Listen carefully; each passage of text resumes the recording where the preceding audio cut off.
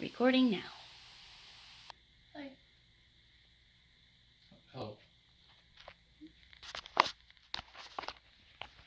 Hello, my name is Jennifer Rowell, and this is my TED Talk speech for Bowdoin University for my oral communications class. So I was looking up coping skills for my depression the other day when I came upon a really interesting, and by interesting I mean quite surprising article that was titled, "Depression is on the Rise in Children."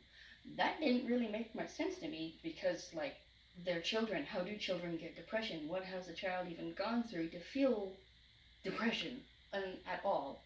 Well, upon reading it, I had two trains of thought. The first being either we have an untold epidemic of child abuse in this country, or there's something about depression that medical science just isn't understanding. So I am here today to tell you a brief description of how I experienced depression as I have been clinically diagnosed, reference some startling statistics about the rise of childhood depression in the United States, and how I find, or rather, activities that I find that help me deal with my depression, as well as two particular counterpoint articles that I read regarding how you could call it the other side feels about depression, and one of which that I found actually quite hopeful. Now let's see. According to the Anxiety and Depression Association of America, depression equals angry kids.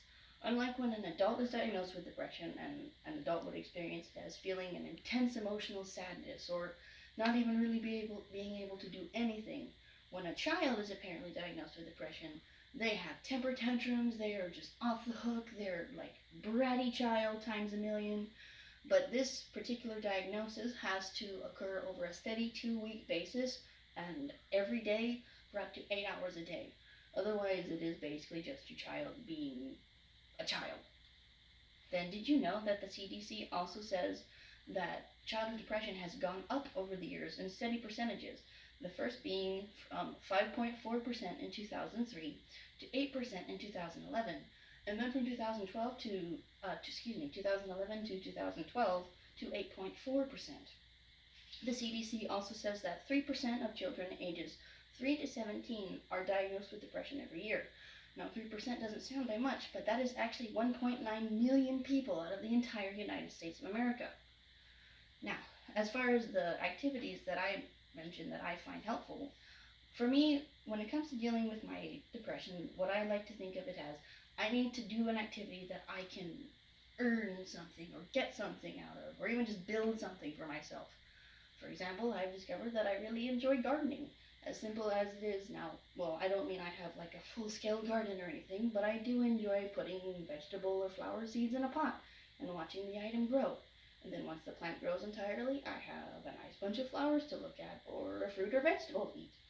If your child has been diagnosed with depression, you could try this activity with them so that you both have an interactive quality to each other and they get something that they can keep. Now, Time to Change, which is a UK organization, states that they still have a lot of reports coming in from United Kingdom civilians about how some people just don't believe that depression is real, or it's a fake problem, or it's something that people are just making up for depression, or for attention, excuse me.